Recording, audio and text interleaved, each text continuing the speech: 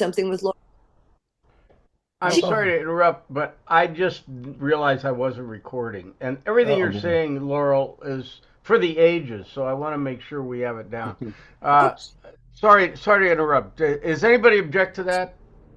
Now, No, Okay, no okay. Chatham House rules here. go on to say that the deep learning, Neil described how you learn how to recognize a dog, and I described that can be extended to, or parallel learning how to recognize lesions on a mammogram as different, and that sort of brain processing to the deep learning. It's when you go beyond that and start doing generative AI and saying, well, create a picture. We know we've seen things like that, or write a story or something.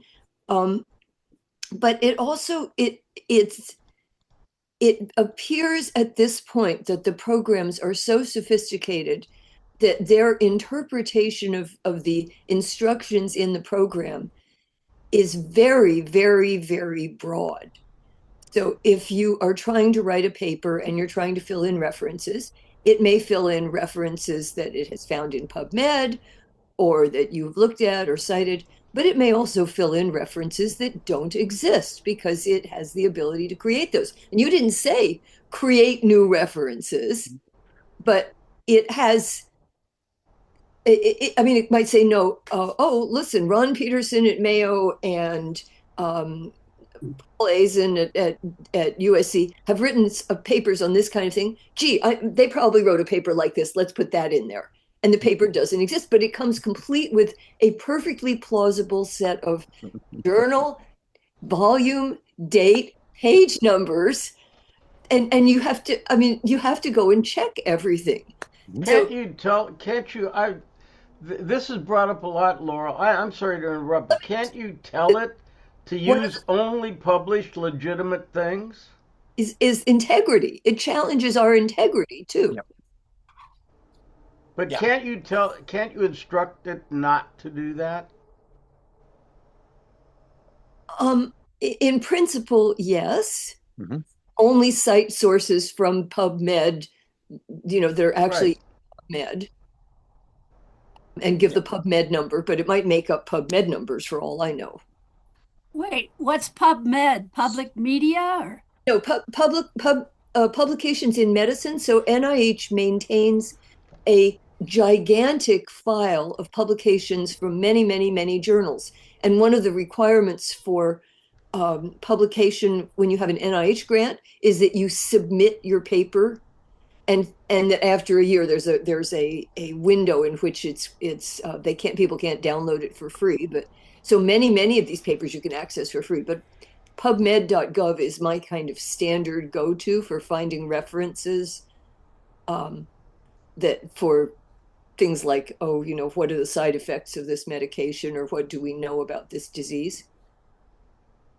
But isn't there a way? Well, I think the way AI research has started to evolve, just being sort of an armchair-ish user, is that when they tell you something, they'll put a site down, a link that where you can find the source of what they are advising or purporting to say is the rule.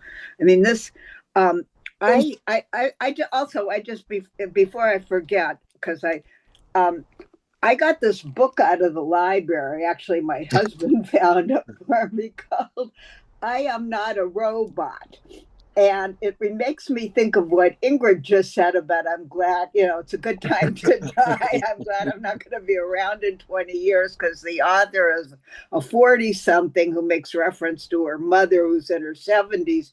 She had been for a long time the tech person who tests stuff at the Wall Street Journal. They used to have that Walt Mossberg, who was the tech guy for a billion years, and then she took over, and now I guess she's doing something on her own. But she gave her life over to AI for a year as an experiment.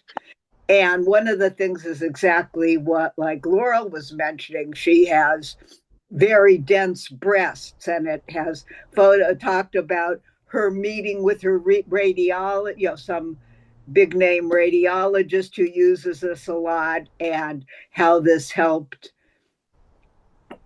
find some other areas of concern and rule out some other things. So I'm only, a little way through it, but I could never, I could never do this, but it does give you examples in different, in different ways that it can or cannot be used by somebody. But I, you know, I use it primarily, whenever anything offers me, do you want to take notes on a meeting or all this other stuff? My default is no. What I use it for, is doing my Italian homework sometimes when there's a topic that's really hard, like those verbs that have random pronouns or particles attached at the end that entirely change the meaning of the verb. And there's tons of these, and they're really hard to corral.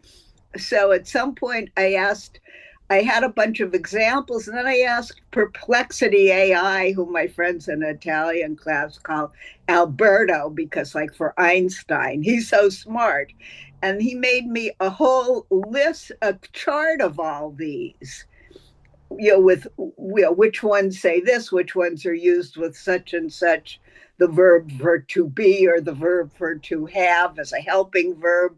And it really is helpful, but you also get you ask, I did this on this sentence and I was using this, and they said, that's very, you really nailed it.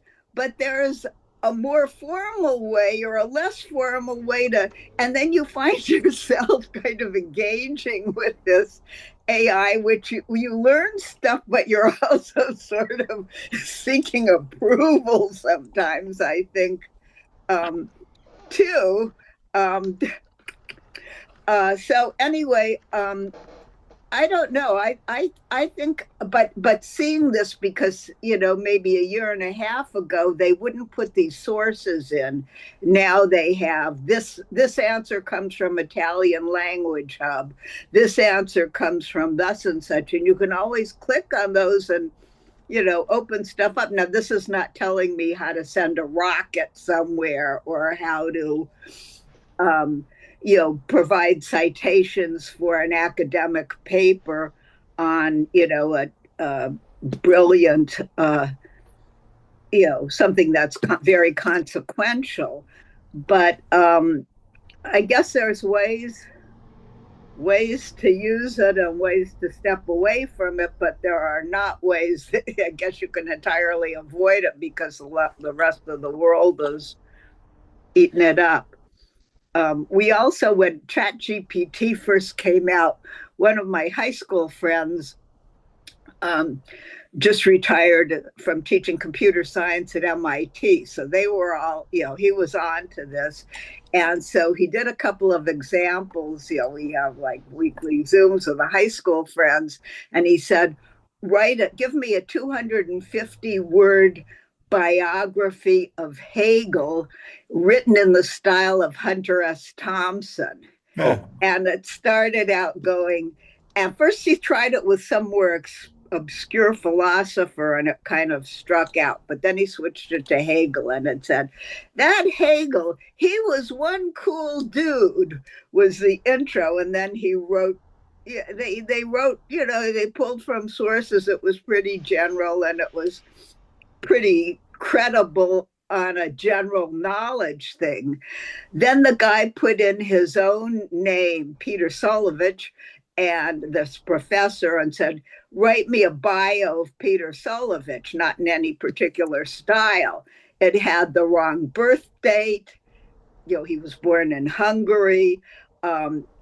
It thought he was dead. It had a lot of things that were wrong. And then he tried it again like a year later, and it was much more accurate. But these bios always say so-and-so has written some important papers such as, and they would say that about, Laurel Beckett has written important papers such as. So I don't know where that has gone, but it's there. It's there to play with too. But I think what Laurel said about generative AI is what can be a little bit freaky and scary. I doubt if we even know what's freaky about it. I don't think we know the limitations of what freaky stuff can happen. I doubt that. Well, there's also a novel written by Michael Connolly, one of these Lincoln lawyer novels about it's called The Proving Ground, where there's an AI companion and advises or encourages a 16-year-old kid to shoot his girlfriend, and he kills her. And the parents bring suit, and there's this whole novel gets into some of this, in a fictional way. But this is also, it was pretty interesting to hear about people who worked at the company, and it gets into what Neil was talking about what sort of information do you feed somebody who's supposed to be a companion and it's supposed to be acceptable for ages 13 and up. So I'm reading that book right now, and I'm reading that book right now, and it goes beyond AI.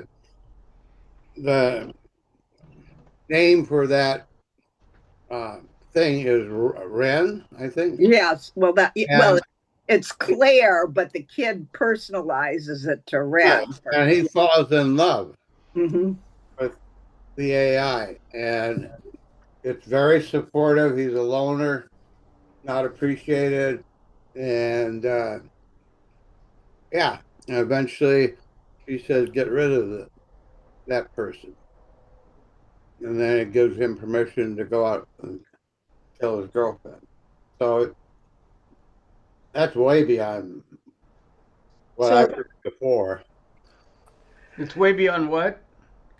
Well, I mean, AI is smart, and you can generate papers and everything, but now it's supporting a person. I guess it has a voice, and he falls in love with this computer-generated. Alice. Yeah.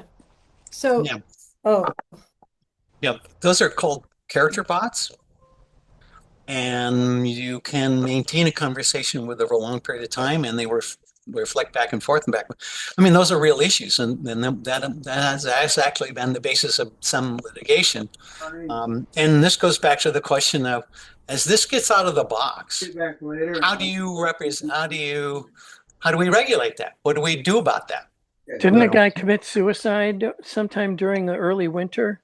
Could be because he felt rejected by his AI bot girlfriend. Ingrid, speak up, Ingrid, because okay. Yeah, sometimes it's hard. I just heard this morning that UK is banning children under 16 from social media. That's a solution. Wow, good. Yeah. Have they actually done it, or is that something they're trying to do? No, that's something that's enacted. That's consistent with what's happened in Australia, and some of the states attempted to do the same thing. There are other countries. How do you do that? How do you manage that? So this in the United States, this creates a huge First Amendment problem.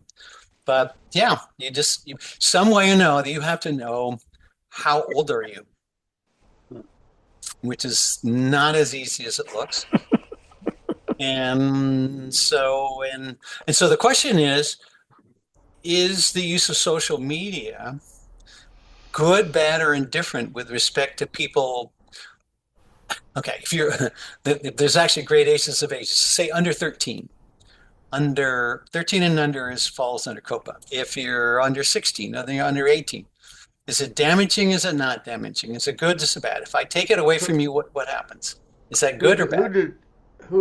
That seems impossible. Who defines damaging?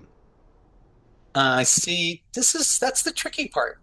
You get enough people wound up because, you can go back to that story about somebody who talked to a chat bot, character bot, and then eventually does something harmful, self-harm, or harm somebody else. So the question is, can I regulate that, or what do I do about that? And so, it's been a real challenge. There was a lawsuit against YouTube and Meta. I think it was Meta, with respect to this young woman in Northern California who said she was addicted to social media and it harmed her mental state. I mean, that's a very crude thing. So, is it social media? Is the fact that you watch YouTube, is that harmful? And they want you to keep watching YouTube? Is that harmful? Or are you addicting, or are you addicted, or is it addicting? I mean, The society has supported addiction in cigarettes and alcohol forever, and I don't see.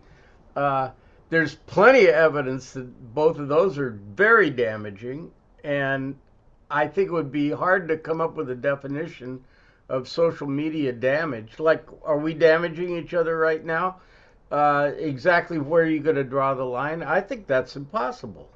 Well, Tony, Well, yeah, but we regulate smoking we and have drinking, and Yeah. Sort it's of. not what? Well, Sort of. you don't see Well, 8-year-olds. underage, You don't see underage 8-year-olds is smoking pretty well cigarettes. regulated.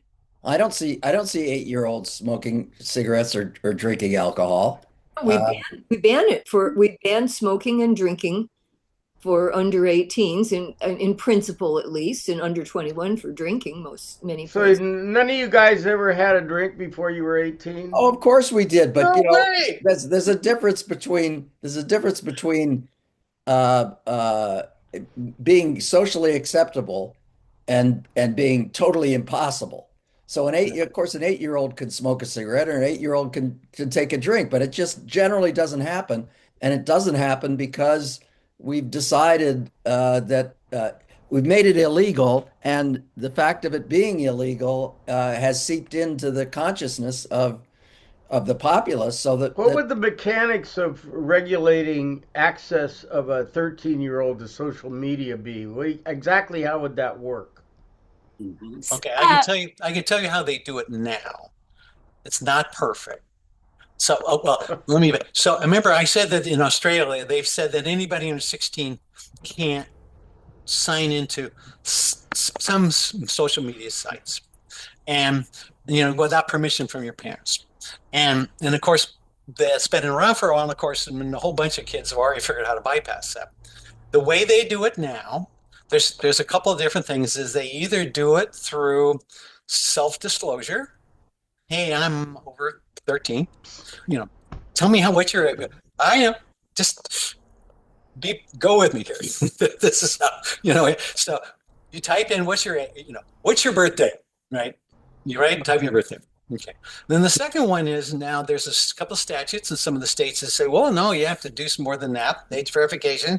So it says, well, when you sign up for Windows or Apple, what is it, iOS, or if you sign up for an app, then you have to provide some kind of proof of your age, right? Yeah, whatever that is. Some people require facial recognition. Some people look at behavior. Did you use a credit card? Stuff like that. It's not there's this illusion that's like saying, well, you can't buy alcohol in a liquor store until you're 21. Well, it's easy for me to say, show me your ID. Not that people didn't have bad IDs, false IDs, but at least that's an easy one, and it doesn't implicate everybody else in the world. But what you say is, tell me how old you are, that means everybody, no matter how old they are, has to prove their age, that's where your First Amendment problem comes in. But it's not a perfect. I'm just telling you how it's done today. It's not perfect, and it's created a lot of issues. Yeah, and what it does is it's kind of like the prohibition. It creates a whole class of criminals. Kids are very addicted to talking. Addicted is the wrong word. Yeah. It's natural for them to want to talk to one another on social media. There's nothing evil about that. And they are very drawn to doing that for a lot of reasons, that many of which are completely wholesome and we don't have any regrets about. So it seems to me it's going to be harder to prevent that than it is to prevent kids from smoking and drinking at a young age. I think that's true. Now, what is interesting is that in some school districts, they now don't allow kids to use their phones at school. Hey, And it's actually had somewhat of a positive effect with respect to people actually talking to each other in person, in real life, as they call it. But you're right. This is all new ground. It's this same problem, new clothes. So same problem, new clothes.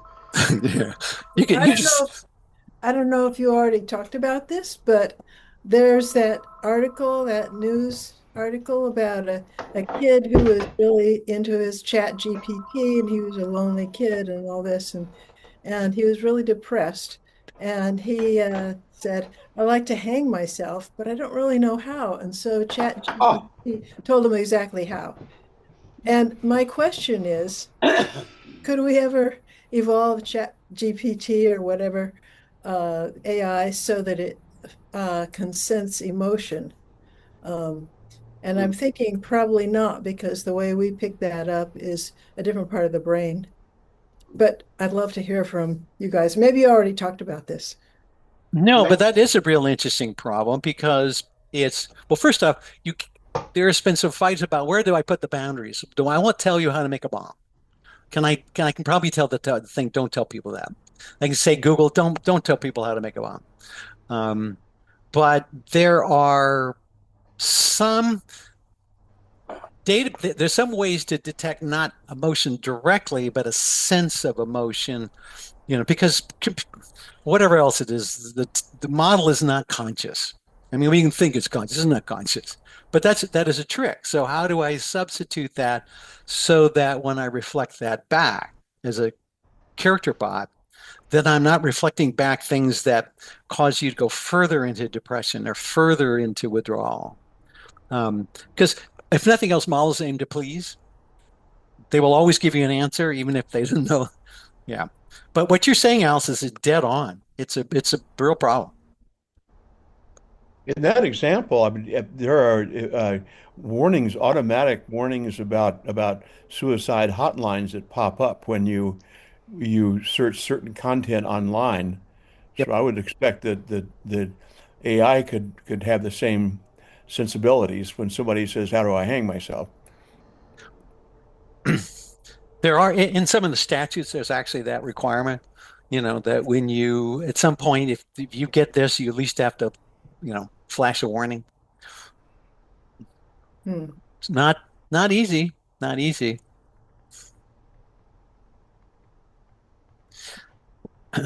So pretty exciting, huh? Yeah. Gary. Yeah. But isn't there also I think we were talking about social media is an overlapping but certainly distinct category from AI. Yep. And I mean, I think I'm pretty struck, not even struck, I just don't want to be on most social media. But this whole concept of an influencer is totally revolting to me. That people consider themselves professional influencers and get traction from this, sometimes make money from this. Now, I guess you could say, and I don't know how much they influence them, like stupid kids or stupid anybody, because, we might have been reading Ingenue or 17 magazine and saying, I want to look like so-and-so, or I want the dress that so-and-so is wearing. But these are just people who seem to be sort of flim-flammers. Maybe not all of them, but I don't know. It's just sort of like, I don't want to know from that world. And the thing that's frightening about the school situation is, I guess, and you see this on TV shows, this is a thing somebody strips for her boyfriend and then he takes a photo and then he sends it to every kid in the school or every kid in the class. And I just remember how sensitive people could be just about somebody saying something about you in class, or or passing a note about you, her slip is showing, or some guy told me my bra strap was showing in junior high school, and I hit him with the weekly reader, and I was sent to the girls' vice principal's office. Well, what if somebody had caught this on? Plus, he was this guy that was kind of creepy, we called him the WZ for walking zit. We were so nice. But what if then somebody put that on, does Beth really love the WZ? And, took a picture. I mean, you could be really messed up. The problem is the definition of influencer. I mean, is Neil deGrasse Tyson an influencer?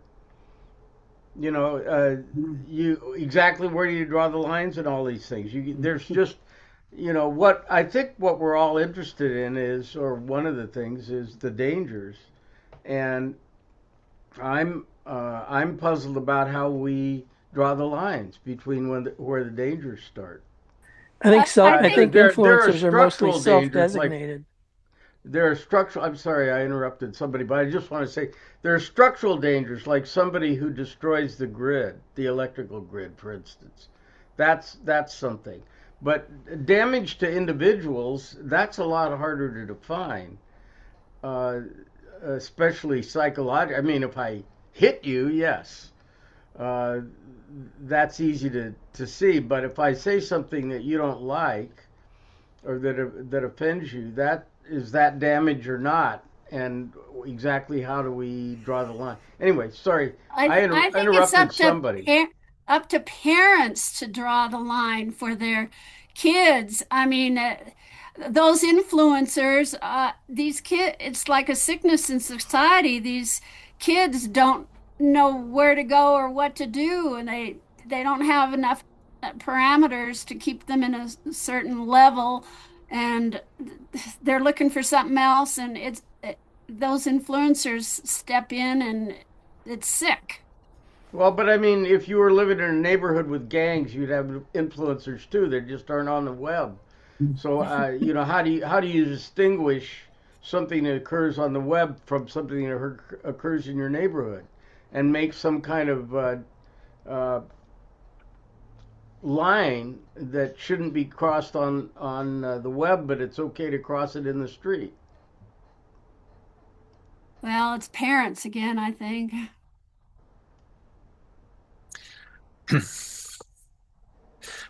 Part of what creates, we'll call them influencers, we would have called them hacks in the past, people is that what they call the attention economy, that much of what occurs in the economy is based on attention. What are you paying attention to? Now, you would have said the same thing about books, about magazines, about newspapers, about motion pictures. What do you pay attention to? And so your ability to get people to pay attention to you is the way that you get people attracted to you, and you follow them, you become an influencer. But that's no different than what goes on when you think about a sporting event, and then half the sporting event is listening to 4 or 5 different people yammering about things before and after the event, telling you and their job is to keep you interested. That's why they're there. Then they do it more, and the more extreme they are, the more interesting they are. So, how is that different from a best-selling book or I don't think it's movie? It's no different. And it goes back to what people are saying is that I don't have much information. I'm not sure what my mean friends are saying about me is true. I don't know if what's right, what's not right. And I'm getting all these different messages from people is saying you should do this, you should do that. This is good for you, that's bad for you. I've got zits, what I should do. And it's a challenge as whether you're a parent or something else, to be able to have a way to make sure your kids have real information so that they don't get lost in that. I mean, that's really where it is. What's real information? And not just so much information, but activities too. I mean, go out and play instead of sit at your computer. It doesn't happen so much anymore. No, and I just don't know how to judge that. That's an activity. Being at your computer playing games with people is also an activity. It's probably no different from playing hopscotch on the sidewalk. Oh, it Uh, is. I don't know. I mean, you're interacting with people uh, in just a different medium. I'm not sure I can make that philosophical distinction. But One of them's physical, one of them Physical isn't. activity Well, you could versus, say that's better, but what if I say intellectual activity is better? How is you is that how, intellectual? well, yeah, you're using your brain to solve game puzzles. Uh, it's by comparison intellectual in the sense it's not you're not playing volleyball or something. Why is volleyball superior than math puzzles? It's one of my favorite jokes. Kid is saying to his dad, "Dad, why can't I ever go out and play? I really want to go out and play." And dad says, "Shut up and deal." Okay. All right. Now you can't make fun of volleyball. It's a Here, here. best That's the best sport. Anyway. But I want to say some, oh, sorry, go ahead. I No, want go to say ahead, Alice. something about, real having a relationship on video or talking on video, as opposed to, being there in person or even the telephone, which is that there's so much lost, So we do, it's more and more common now for for doctors and patients to be meeting on video. And nobody thinks, well, maybe somebody thinks, but it's pretty obvious that you lose a lot of content. And that's not AI. It's just, not being there in person. I I had to teach a Zoom class with you guys, and I thought a huge amount was lost, and I agree with that. On the other hand, what if the alternative is no contact at all with your friends? I mean, what social media is doing right now is allowing me to talk to a bunch of people I respect and admire and I think are interesting. That conversation would just not happen were it not for Zoom right now. Yeah. Now, So, yeah, that's true, so but that's not social. But Zoom is not social media. Social media is Facebook, YouTube, TikTok. well, it is and it isn't. A lot of these people have chats, and so when they're what you're saying is it's not interactive, but I can put up a YouTube video, but I could also have a site where I'm chatting just like I am right now. The gaming, I don't do any of that stuff, and so I don't know much about it, but I know that they interact with their followers. Yeah, Twitch. Yeah, Twitch, okay. yeah. But I want to go back to what Alice said that my wife was a clinician and um, she saw people using Zoom and so on during COVID. But I think that she's willing to do that, but I don't think she did with new clients because she had to know she could sense things that I never had. I never figured out how she did it, but she clearly felt it was lost. It's only because she knew the clients that she felt like she could continue to do that on a routine basis. But it's a lot harder when you're not in person. You can't sense things. You can't see movements. You can't do all those sorts of things.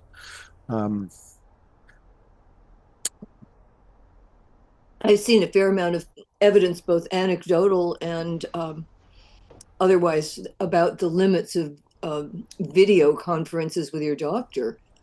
Yeah. And, the things that are absolutely missed somebody puts a hand on, touches your hand to take your pulse or something and realizes your fingers are cold. I mean, they're just all these things, or there's a smell that isn't quite right. And there's a lot of subliminal things that a smart, experienced doctor will pick up being right next to someone. Right. And yeah, there are some doctors who were really good. The one who diagnosed pneumonia last November, when I had pneumonia, from listening to me breathe in the video call, and said, "No, you got to go in." Wow. You almost had pneumonia, and yeah, it was confirmed. But the doctor listened over the Zoom. But my regular doctor would pick stuff up in person, and there's some occasions where it works, but you're constantly being asked, are you okay with doing this as a video conference? And yeah, sometimes yes, sometimes. Well, you can say no, and say if the alternative is you're not going to see a doctor at Yeah. all.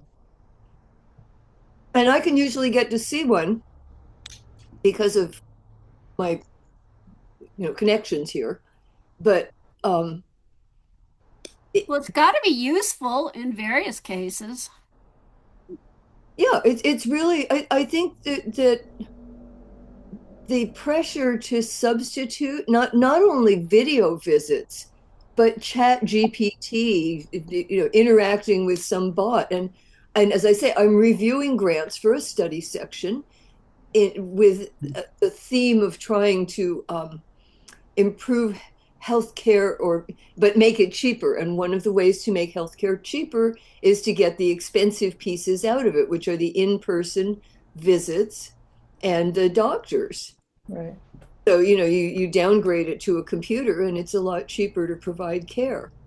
Anyway, so the study section, I think, I'll tell you something that worries me right now is the changes in rules for who is going to decide who gets funding that are proposed. And we have, I think, 30 days to comment on it. But one of the proposed changes is that instead of having the kind of study section I'm on, where experts review the proposals and the decision about the scientific merit is made by the scientific officers of NIH, they're proposing that the decisions, first of all, that there will be very brief reviews by who knows who, maybe a couple of people, but not the whole panel of experts. And second, that the ultimate decisions will be made by basically the political appointees. Oh, yeah. And you think that's not scary, but they think it will save money and make research more efficient. Like, yeah. Anyway, so yeah.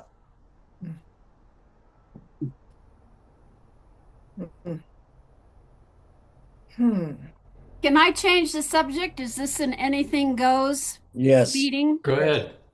Well, I just want to share that last night I saw a PBS show called The Last Twins, and it was about this man who was in charge of the male twins that were singled out from the Jewish populations that Mengele experimented on, and how he saved these kids after the war, got them home, and some of them were still alive and were being interviewed. And it was just fabulous. If anybody's got Portal or can catch it on PBS, I highly recommend it.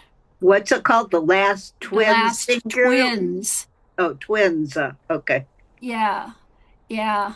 He even saved a couple of brothers several couple of brothers who looked a lot alike but weren't actually twins, and just told them to claim this birthday as their same birthday, and it was just an amazing story. What changing subject again? We have Crow on Thursday. Yes. Yeah, the schedule right now is Crow on Thursday. Leslie, again, is going to continue her wisdom and aging talk on Tuesday. And then I'm bugging and hoping that we get Brian one of these days to blow his hose horn or something like that. and we'll figure out stuff to do. I thought this was pretty interesting today. Yeah. Even though it is social media instead of being, but the fact is I'd never see half you guys ever, if it weren't for Zoom. So thank you for recording them, because the Thursday ones are always exactly at the same time as my Italian class. So, I kind of have always missed those, but I like having access and catching up that way. I screwed up today. We started talking before the hour was, and before everybody was here. And so then when we really did start talking about it, I missed about 15 minutes today. So sorry about that. You're excused. So Bethany, do you do your homework on using ChatGPT? Should you be admonished about that? That's actually a big, huge academic challenge right now. Oh, yeah. So, well, I only do, well, actually, I no, it's actually good. I do my homework with my friends in the class. We get together before class, and do it generally. But if I stumble on a topic or I find something in class that, like I wrote a story in Italian for the first time a couple weeks ago, sort of a memoir based on my husband leaving his jacket on the train on a local train in March, and how I got it back from the lost and found, and it took me 2 months. Part of it was, and I wrote it from the perspective of the jacket. And I sent it around to my class, and it was actually I was pleased that I wrote this, and I was unhappy about some of the rookie mistakes I made after all these years, which showed me that probably a 7-year-old could, who grew up with this would know that this was the right or the wrong way. And so, like, a couple things that the teacher said I did wrong, because they use the passive voice more in Italian. And, we're trained not to use it. When I worked at EPA, we went through proposed Federal Register notices and took out the lawyers would say, no, you got to take responsibility for this. We reviewed it, not it was reviewed by, But anyway, so that I gave myself a little lesson on that on AI, and it really gave me a lot of insight. I mean, just something we hadn't covered as well in class. But so Neil, the short answer is I try to use it for weird things that need fleshing out, and it's really good. But I just try to do my homework like a good girl otherwise. Well, Beth, why are you taking Italian? Because of the pandemic. That's, just what Tony was saying, not being in touch. We had, and it's ruining my Spanish for sure. So I'll go to some Spanish conversation group tonight or something, and my French. But this little organization that we'd gone to some photo workshop in Italy, that was the only time we'd been to Italy. And when the pandemic came, they were used to doing photo and painting and other workshops on site in Italy, and they were going to go under. So they created all these classes, most of which were art classes online, which I don't know how well that works, but one of them was this Italian class. And, I fell into it because I was taking a million classes during the pandemic, including on the Etruscans. So I think people should go to that exhibit. But that's how it happened, and we're still together. Bumbling through. And I was just wondering whether, in school, in law school anyway, we had study groups. You have, 4 or 5 people that would get together, and there were things about who's going to be in whose group, or who are we going to invite in our group. I wonder if you could have like a chat bot that would be part of your study group. Well, we did. We had Alberto for a while, because one of these, we had Perplexity AI. All those other people have gone to ChatGPT, and I've stuck with Alberto because I'm I'm loyal or something. Yeah. But yeah, it's well, actually, our teacher loves this book that he had when he was a student, and it's so stupid. It has things like, "Are you going to give me a cassette recording for Christmas?"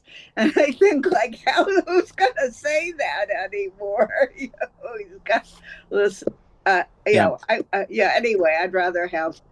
But anyway, it's fun. It's fun. It's enriching.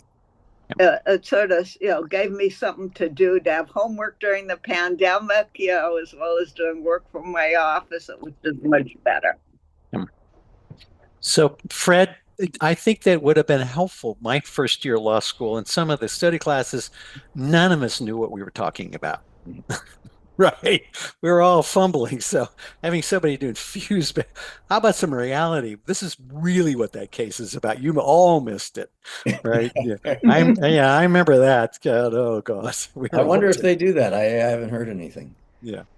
So anyway. Well, that's what you remember when we used to go and have to look up citations and Shep, in the little books. And now it's, everybody's law library is totally for aesthetics. Yeah. Yes. Nobody opens any of those books. Just to look good on the, Yeah. But yet I kept things because I like books. I had to do something and look back at some legislative histories of the Clean Air Act, and I have them all in my garage in paperback with rotted, rusted paper clips. And I found what I was looking for, which was they never talked about topic XYZ in the legislative history, but I could find it. It's a really different world.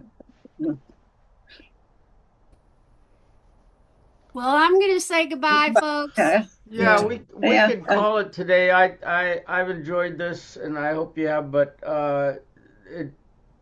we'll be back to our regular schedule on Thursday with Tom Crow talking about the art scene around art time at Claremont, and then Tuesday with Wisdom and Aging with Leslie. So we'll see you all then. Be sure and record that art scene in Claremont, because I'm real curious about that too. Tony, I'm confused. You said earlier that Leslie was talking this Thursday? No, Crow is this Thursday, and Tuesday. Leslie is a week from today. Okay. Have a good day. All right, everybody. Thanks, Good everybody. to see you. Bye. Yeah.